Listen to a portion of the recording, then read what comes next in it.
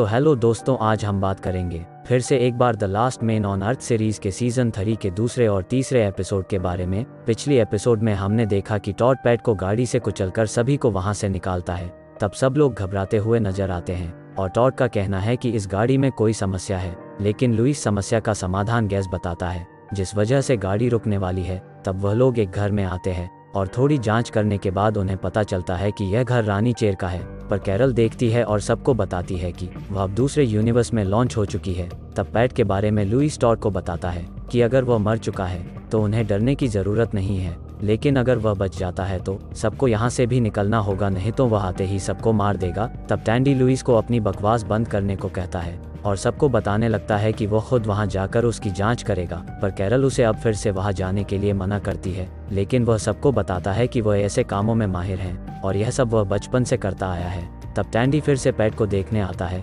और उसे बिना देखे ही बताने लगता है कि वह यहाँ अकेला नहीं आया है, बल्कि वो कुछ अपने सैनिक दोस्तों को भी लाया है। वह खुद ही अलग अलग नामों से पैट को उनका परिचय देने लगता है। तब वह उसे कुछ भी बेवकूफ़ी ना करने के लिए कहता है और टैंडी सब सैनिक दोस्तों को बाहर लाता है और उसके दोस्त सब मोम के पुतले हैं। वह पैट को नीचे पड़ा हुआ पाता है। वह उसके दोस्तों को हमेशा सतर्क रहने के लिए भी कहता है। पूरी तरह से जांच करने के बाद टैंडी उसे बताता है कि वह अच्छे दोस्त बन चुके थे, लेकिन उसके अंदर के राक्षस ने माइक की जान लेने की कोशिश की। उसके लिए वह उसे उचित तरीके से दफनाना चाहता है। तब टैंडी उसे उचित तरीके से कचरे के ढेर में फेंक देता है और यहाँ आते ही टैंडी उन सबको बताता है कि वह मर चुका है, जिससे टॉड को लगता है कि उसने किसी की जान ली। लेकिन लुइस बताता है कि टॉड उनका हीरो है और सब लोग टॉड को समझाने लगते हैं कि उसने कोई गलत काम नहीं किया। लेकिन टॉड परेशान नजर आता है और वह रोने लगता। पर टैंडी वहां आते ही टॉड उसे बताता है कि वह पहले एक जानवर था, लेकिन आज एक राक्षस बन चुका है क्योंकि उसने किसी को मार डाला है। तब टैंडी टॉड को पछतावा होने से बचाने के लिए उससे झूठ बोल देता है कि पैट अब भी जिंदा है, लेकिन टॉड यकीन नहीं करता। तब टैंडी उसे बताने लगता है कि वह जब उसे देखने गया था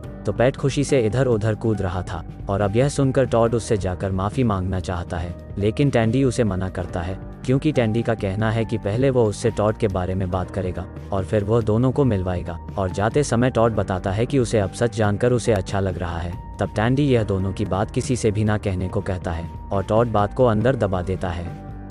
अब थोड़ी देर बाद टैंडी टॉड को लेकर आता है और दोनों तब खून से लिखे हुए संदेश को पढ़कर हैरान रहते हैं, जिससे उन्हें पता चलता है कि पैट उनको सबक सिखाने वाला है। तब टॉड और भी डरने लगता है और पेंट को देखकर टैंडी सोचने लगता है कि यह अब तक सुख क्यों नहीं गया और यह सब टैंडी का ही प्लान था। तब टॉड को एक जीन्स भी मिलता है जिस पर टॉड के नाम के ऊपर खंजर बनाया गया है। तब टॉड और भी घबराने लगता है और टैंडी उसे यह जगह जल्द से जल्द छोड़ने के लिए कहता है क्योंकि वह किसी भी वक्त यहाँ पर आ सकता है, जिसे टॉड को पक्का यकीन होता है कि वो जिंदा है, लेकिन वह अब सब पर गुस्सा है। जिसके बाद वह घर आते हैं और सबको बताने लगते हैं कि पैट अब नहीं रहा, लेकिन घर में उसका खून कहीं जगह पड़ा हुआ है। तब टॉड यह भी बताता है कि खून के साथ उल्टी उसकी की गई गंदगी और मानवीय मल भी फैला हुआ है। अब बाकी लोगों को लगता है कि पैट नहीं रहा तो वह घर वापस जाने लगते हैं, लेकिन टॉड टैंडी को अब सच बोलने के लिए कहता है कि पैट जिंदा है।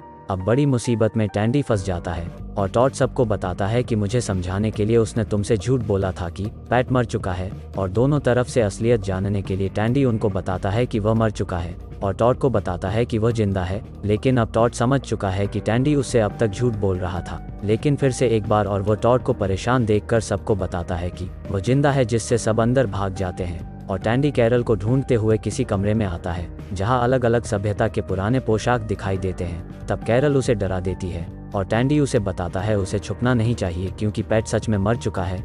यह सब झूठ उसने इसलिए कहा क्योंकि टॉड पैट की मौत का जिम्मेदार खुद को मान रहा था। तब कैरल का 360 दिमाग कहता है कि उसने उसे जिंदा किया है तो वो उसे फिर से मार भी सकता है। जिसके बाद टैंडी पैट के पुतले को मारने और उससे मार खाने भी लगता है और कैरल सबको यह कमेंट्री की तरह सुना रही है। जिसके बाद अंडरटेकर के दाव के साथ पैट का पुतला टैंडी को खत्म ही करने वाला है कि टैंडी उसे किसी पेड़ की तरह काटने लगता है। और अब भी सब लोग कैरल की कमेंट्री सुन रहे हैं और अंत में टैंडी ने पैट को मार डाला है। जिसके बाद कैरल और टैंडी सबको बताने लगते हैं कि पैट अब कभी वापस नहीं आने वाला है, लेकिन सब लोगों को पता है कि यह सब एक नाटक चल रहा था। और लुइस टैंडी से पता लगाना चाहता है कि वो यह सब ड्रामा करके आखिर साबित क्या करना चाहता है। तब टैंडी टॉड की तरफ देखता है जिससे वह रोने लगता है और टॉड को पता चलता है कि यह सब उसके लिए ही कर रहा था। जिसके बाद वह टैंडी को आंसुओं में गले लगता है। जिसके बाद वह फिर से घर में आते हैं और कैरल देखती हैं कि जहाज किनारे पर नहीं है। तब बौखला कर टैंडी कचरे के ढेर में पैट को देखता है और उसे पता चलता है कि पैट अब सच में जिंदा होकर चला गया है। लेकिन टैंडी हैरान है कि उसके सैनिक दोस्तों ने लात घुसे मारकर उसकी जांच की थी, फिर भी वो कैसे जिंदा हो सकता है। तभी कैरल को खून के निशान दिखाई पड़ते हैं और वह लोग किनारे तक उसका पीछा करते हुए आते हैं। और अब सब लोग इस बात से धर्म संकट में है कि पैट कहीं से भी आ सकता है और जिससे उन्हें उससे जान का खतरा होने वाला है। लेकिन टैंडी तब सबको समझाता है कि वह यहाँ से चला गया है क्योंकि वह वैसे भी बाहर वायरस से डरता है, और वो उन्हें यह भी समझाता है कि वह किसी के नींद में काम तमाम चाकू से गाजर की तरह छिलना और लेजर से आंख बाहर ऐसा कुछ नहीं करने वाला है, बल्कि वो तो हमसे डर रहा है, इसलिए वो दूर जा चुका है। तब लुइस टैंडी से सहमत होता है और बताता है कि वो शायद ही अब यहाँ फिर से आ सके। तब सब लोग फिर से घर में आते हैं और घर आते ही टैंडी एक अलार्म सिस्टम लगाता है। तब टैंडी टॉड को बताता है कि आने वाले किसी भी आदमी को भांप कर यह अलार्म सिस्टम बजने लगेगा। तब कैरल बाहर से अंदर आती है, वैसे ही मछलियों वाला अलार्म सिस्टम बजने लगता है, जिससे देखकर कैरल काफ़ी खुश हैं। दूसरी ओर मेलिसा शूटिंग की ट्रेनिंग के साथ लुइस को कुछ महत्वपूर्ण बातें बताने लगती है कि ब्रेन स्टेन शॉट कैसे मारा जाता है। रात के खाने के समय निंजा टैंडी अपने टेजर गन से कुछ वास्तविक दिखाना चाहता है, इसलिए वो लुइस की मदद लेता है। तब लुइस को एक हत्यारे की तरह अभिनय करने को कहा जाता है और जैसे ही लुइस टैंडी पर हमला करने आता है, टैंडी गन से उसे एक तेज बिजली का झटका देता है, जिससे लुइस सिकुड़ जाता है क्योंकि टैंडी अब भी गन को ऑफ नहीं किया है। तब वह इसके लिए उससे माफ़ी मांगता है। तब रात में कैरल एक अपग्रेड वाला गिल्ली सूट टैंडी के लिए बनाती है, जिससे वह नीचे ज़मीन पर भी सो जाता है तो उसे कोई देख नहीं सकता। तब टैंडी को गिल्ली सूट पसंद आता है, लेकिन बात करते वक्त वह दोनों कुछ और ही नोटिस करते हैं और जब बाहर देखते हैं तो सभी लोग उस आहट को ही सुन रहे हैं जो बाहर से आ रही है, लेकिन वह सिर्फ एरिका निकलती है। तब वह भी उन्हें देखकर डर जाती है। अगली सुबह टैंडी और लुइस दोनों किनारे पर दिखाई देते हैं और टैंडी लुइस को शेर और चूहे की कहानी सुनाने लगता है। तब वह शेर का परिवार जिसमें 11 सदस्य शामिल है, जिनके नाम भी वो बताने लगता है, और अब चूहे के परिवार में 30 सदस्य है। तब टैंडी उनके भी नाम बताने लगता है और लुइस को पता चल जाता है कि यह एक ऐसी कहानी है जो कभी ख़त्म हो नहीं होगी। तब टैंडी खुद ही उसे बड़ी कहानी छोटी करके उससे दोस्ती का हाथ बढ़ाता है और बाकी लोग उन्हें दूर से देख रहे हैं, लेकिन मेलिसा उन्हें रोकने की कोशिश कर रही है। लेकिन टैंडी जैसे ही बॉल को फेंकता है, लुइस के पास एक बड़ा धमाका होता है, जिस कारण सबको फिर से इकट्ठा होना पड़ता है। और मेलिसा बताती है कि उनकी सुरक्षा के लिए किनारे पर माइंस लगाए हुए हैं, और टैंडी इस बात से भी हैरान है कि जहां वो खड़े हैं वहां भी माइंस है। तब लुइस परेशान होने लगता है क्योंकि वो हर समय घर में मछलियों के अलार्म से और बाहर बम से, जिस कारण वो उन्हें यह जगह ही छोड़ने को कहता है। पर टैंडी उसे बताता है कि वो यहाँ पर 5 दिन से ही यहाँ आया है और उनका यहाँ पर इतिहास बन चुका है,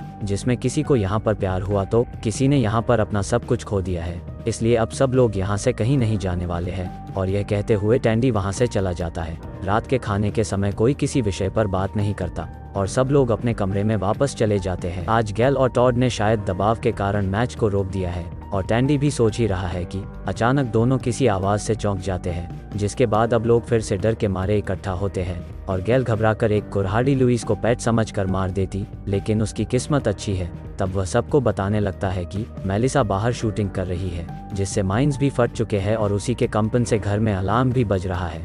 जिसके बाद टैंडी सबको बताता है कि सब ठीक है, कोई खतरा नहीं है और डरने की तो बात ही नहीं है। लेकिन मेलिसा फिर से गन फायर करती है, जिससे सब डर जाते हैं और अब लुइस की फटने की वजह से वह आगे भी डर कर नहीं जी सकता, इसलिए वह यहाँ से जल्द सुबह निकलने वाला है। तब सब लोग उससे सहमत होते हैं, पर टैंडी सबको बताने लगता है कि यह उनका घर है। तब लुइस टैंडी को समझते हुए बताता है कि माना कि उसकी कई यादें यहाँ पर जुड़ी है, लेकिन सबको डर कर जीने से बेहतर है कि वह कहीं और अपना एक नया जहां बसाए, क्योंकि यादें घर के साथ दिल से भी जुड़ी है। तब टैंडी निराश होकर वहां से चला जाता है और अगली सुबह टैंडी अपनी सारी मछलियों को गुड बाय कहता हुआ नजर आता है। दूसरी तरफ कैरल भी पुरानी पेंटिंग को देखते हुए यहाँ पर बिताए पल को याद करती है और गैल भी गोल्डन के पुतले को साथ में लेती है, जिसके बाद वह सब लोग अपने दोस्तों को एक आखिरी बार देखते हैं और सब लोग अब मालबू को छोड़कर चले जाते हुए नजर आते हैं।